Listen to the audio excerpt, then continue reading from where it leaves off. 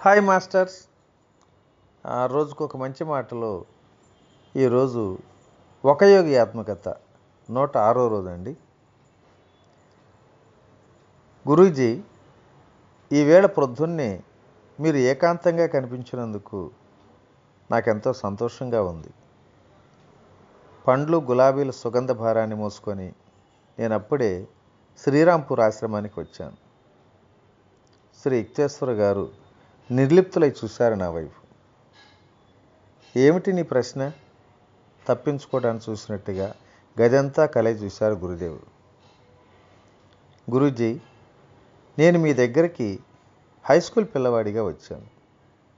ఇప్పుడు నేను తిరిగి చాలా పెరిగి పెద్దవాడిని కూడా అయ్యాను.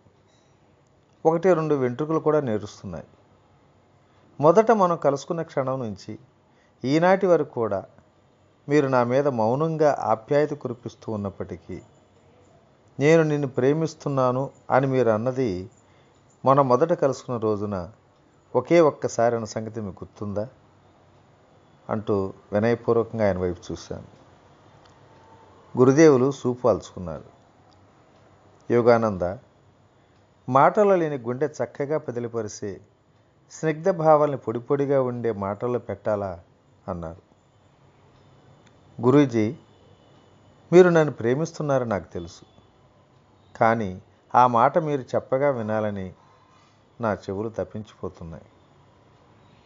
సరే, నువ్వు కోరుకున్నట్టే. కానీ వైవాహిక జీవితంలో ఉన్న రోజుల్లో నేను యోగ మార్గంలో తర్ఫీదు ఇయటానికి నాకొక కొడుకుంటే బాగుండును అని తప్పిస్తూ ఉండేవాడిని. కానీ నువ్వు నా జీవితంలో అడుగుపెట్టాక ఎంతో తృప్తిపడ్డా. నీలోనే నా కొడుకును చూసుకుంటున్నా. శ్రీ యుక్తేశ్వర గారి కళ్ళలో స్పష్టంగా 2 కన్నీటి బొట్లు కూడా నిలుస్తున్నాయి. యోగానంద, నేను నిన్నెప్పుడు ప్రేమిస్తూ ఉంటానయ్యా. నీ సమాధానమే నాకు స్వర్గ ప్రవేశానికి అనుమతి పత్రం అన్నాను. ఆ మాటలకు నా గుండెలో బరువు దిగిపోయినట్టుగా అనిపించింది.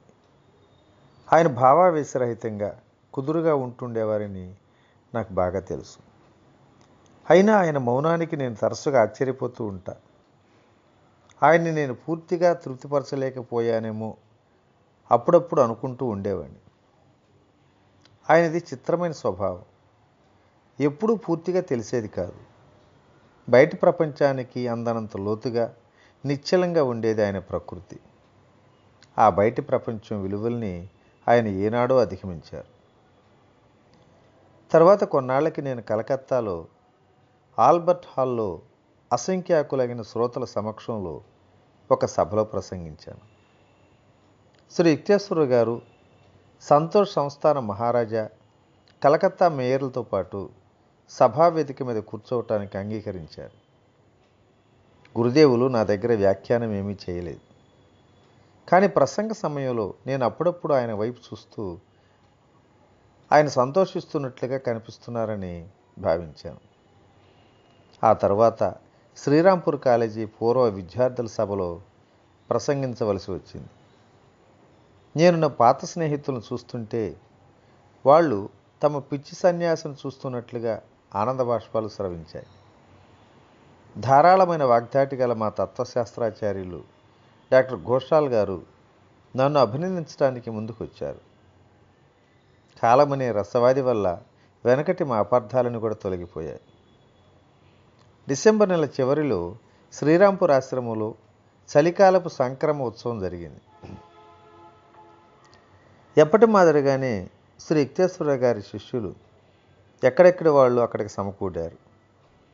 భక్తి సంకీర్తనలు, అమృతం లాంటి తియ్యటి గొంతుతో పాడినటువంటి పాటలు, కుర్ర విద్యార్థులు వడ్డించిన విందు భోజనం, కిటకిటలాడే ఆశ్రమ ప్రాంగణంలో ఆరుబయట నక్షత్రాల కింద గాఢంగా సంచలనాత్మకమైన గురుదేవుల ఉద్బోధ, ఎన్నెన్ని జ్ఞాపకాలు! ఎప్పుడో గతించిన ఏళ్ల ఆనంద మహోత్సవాలు. అయితే ఈరోజు రాత్రి ఒక కొత్త విశేషం కూడా ఉంది. యోగానంద, ఈ సమావేశంలో నువ్వు ఇంగ్లీష్లోనే మాట్లాడు. అసామాన్యమైన కోరిక కోరుతుంటే గురుదేవుల కళ్ళు మెలమెల్లాడాయి. ఇంగ్లీష్లో నా మొదటి ఉపన్యాసం జరగటానికి ముందు ఓడలో నేను పడ్డ అవస్థ తలిచారా ఏమో ఆయన. నా శ్రోతలకు సోదర శిష్యులకు ఈ కథ చెప్పి గురుదేవులకు హృదయపూర్వకంగా జోహార్లు అర్పిస్తూ ముగించాను. అమోఘమైన వారి మార్గదర్శకత్వం నాకు మహాసముద్రంలో ఓడ మీదే కాదు, మహా విశాలమైన ఆధారభరితమైన అమెరికా దేశంలో నేనున్నన్ని 15 ఏళ్ళు ప్రతిరోజు నాకు లభిస్తూనే ఉంది అని సభ ముగించాను. అతిథులు వెళ్ళిపోయిన తర్వాత శ్రీ యుక్తేశ్వర గారు ఒకప్పుడు తమ పక్కలో పడుకొని నిద్రపోవటానికి అనుమతించి, అది కూడా ఒక్కసారేనండి, ఇలాంటి ఉత్సవం ఒకటి జరిగిన తర్వాతే, నన్ను తీసుకువెళ్ళిన పడగది దగ్గరికి రమ్మని పిలిచారు. ఇప్పుడు కూడా ఈరోజు రాత్రి మా గురుదేవులు అక్కడ ప్రశాంతంగా కూర్చుని ఉన్నారు. వారు పాద సన్నిధిలో అర్ధచంద్రాకారంగా కూర్చున్నారు శిష్యులు. యోగానంద, నువ్వు ఇప్పుడే కలకత్తా వెళ్ళిపోతున్నావా? రేపు మళ్ళీ ఒక్కసారి రా ఇక్కడికి. నీకు చెప్పాల్సిన సంగతులు కొన్ని ఉన్నాయి. మర్నాడు మధ్యాహ్నం ఆశీర్వచనాలతో కొన్ని మాటలు పలికి శ్రీ యుక్తేశ్వర గారు పరమహంస అనే ఉన్నత పరివ్రాజక బిరుదు నాకు ఒకటి ప్రసాదించారు. ఆయన ముందు నేను మోకరిల్లుతూ ఉండగా ఇలా అన్నారు: ఇప్పుడు ఇది స్వామి అన్న నీ వెనకటి బిరుదుకు బదులుగా వాడుకలోకి వస్తుంది. పరమహంసజీ అన్నది పలకటానికి నా పాశ్చాత్య శిష్యులు పడాల్సిన పాటలు తలుసుకొని నాలో నేను ముసిముసిగా నవ్వులు నవ్వుకున్నా. భూమి మీద ఇప్పుడిక నా పని పూర్తి అయింది. ఇక నువ్వు కొనసాగించాలి ఆ పని అన్నారు గురుదేవులు ప్రశాంతంగా. ఆయన కళ్ళు ప్రశాంతంగా ప్రసన్నంగా ఉన్నాయి. నా గుండె భయంతో దడదడా కొట్టుకుంటుంది. పూరీలో మన ఆశ్రమ బాధ్యత తీసుకోవటానికి ఎవరినైనా పంపు అంటూ చెప్పారు యుక్తేశ్వర గారు. నేనంతా నీ చేతిలో పెట్టేస్తున్నా. నువ్వు నీ జీవిత నౌకని, సంస్థా నౌకని విజయవంతంగా దైవ తీరాలకు చేర్చగలుగుతావు. నేను కన్నీళ్లు కారుస్తూ ఆయన పాదాలను చుట్టేసుకున్నాను. ఆయన లేచి ప్రేమపూర్వకంగా దీవించారు కూడా.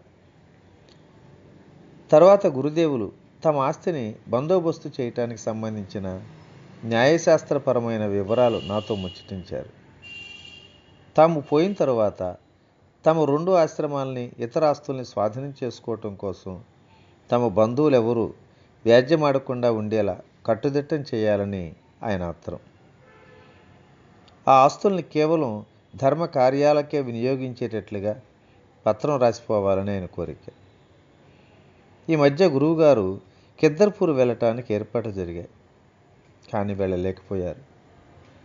నా సోదర శిష్యుడు అమూల్యబాబు ఒకనాడు మధ్యాహ్నం నాతో అన్నాడు.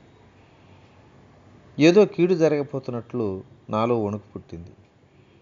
నేను గుచ్చుగుచ్చు అడిగిన మీదట శ్రీ యుక్తేశ్వర గారు ఇలా చెప్పారు: ఇంకా నేను కిద్దర్పూరి వెళ్ళేది లేదే. ఒక క్షణం గురుదేవులు జడుచుకున్న పసివాడిలా వణికిపోయారు. మహామునుల్లో సైతం దేహం అనే ఇంటి మీద మమకారం దాని సహజ ప్రకృతిని బట్టి రవంత ఉంటుంది అని రాశాడంట పతంజలి. మృత్యువును గురించి మా గురుదేవులు చేసే ప్రసంగాలు కొన్నిటిలో చాలా కాలం పాటు పంజరంలో పెట్టి ఉంచిన పక్షి తలుపు తెరిచినప్పుడు తనకు అలవాటైన ఇంటిని విడిచి వెళ్ళటానికి వెనకాడుతుంది అంటుండేవారు. ఆ మాటలు విన్న తర్వాత, గురూజీ, అంత మాట అనకండి, అలాంటి మాటలను మరెన్నడూ నా దగ్గర అనకండి అంటూ ఎంతో బాధతో మనవి చేసుకున్నాను. శ్రీ యుక్తేశ్వర గారి ముఖం ప్రశాంత దరహాసంతో ప్రసన్నంగా ఉంది. 81వ పుట్టినరోజు రాబోతున్న ఆయన ఆరోగ్యంగానూ బలంగానూ కనిపించారు. మాటల్లో వెలువడకపోయినా హృదయానికి అనుభూతమయ్యే మా గురుదేవుల ప్రేమలో ప్రతిరోజు ఓలలాడుతూ ఆసన్నమవుతున్న మరణాన్ని గురించి ఆయన చేసిన రకరకాల సూచనల్ని నా మనసులోంచి తొలగించేశాను. గురుదేవ, అలహాబాదులో ఈ నెల కుంభమేళ జరుగుతుందట. ఒక బెంగాలీ పంచాంగంలో గురుదేవులకు చూపించాను. అయితే నీకు నిజంగా వెళ్ళాలని ఉందా నేను తమను విడిచి వెళ్ళటం శ్రీ యుక్తేశ్వరరావుకి ఇష్టం లేదన్న సంగతి పసిగట్టకుండా నేను ఒకసారి అలహాబాదులో జరిగిన కుంభమేళాలో మీకు బాబాజీ దర్శన భాగ్యం కలిగింది కదా, బహుశా ఈసారి ఆయన దర్శించే భాగ్యం నాకు కలగవచ్చునేమో అన్నాను. నువ్వు వారిని అక్కడ కలుసుకుంటావు అనుకోను. తరువాత గురుదేవులు మౌనం వహించారు. నా ఆలోచనలకు అడ్డు రావటం ఇష్టం లేక. ఆ మర్నాడు నేను కొంతమందిని వెంటబెట్టుకొని అలహాబాదుకు బయలుదేరుతుంటే గురుదేవులు యథాప్రకారంగా ప్రశాంతంగా నన్ను ఆశీర్వదించారు. శ్రీ యుక్తేశ్వర గారి వైఖరిలో ఉన్న గూఢార్థాలు నాకు స్పృహలో లేకపోవటానికి కారణం గురుదేవుల మరణాన్ని నిస్సహాయంగా చూస్తూ ఉండిపోవాల్సిన అనుభవం నాకు బలవంతంగా కలగకుండా ఉండాలని ఆ భగవంతుడి ఇచ్చ. నా జీవితంలో ఎప్పుడూ ఇలాగే జరుగుతుంది. నాకు అత్యంత ప్రియమైన వాళ్ళు మరణ సమయాల్లో దేవుడు దయతెలిసి నేను ఆ సన్నివేశాలకు దూరాన ఎక్కడో ఉండేటట్లు ఏర్పాటు చేస్తున్నాడు. ఓకే మాస్టర్స్, మరి ఈరోజు ఈ మంచి మాటను ఇంతటితో ముగించుకుందాం. రేపటి రోజుని మరిన్ని విశేషాలతో కలుసుకుందాం. ఓకేనా? ఓకే. ఇట్లు మీ రామిరెడ్డి మానస సరారం. Thank you.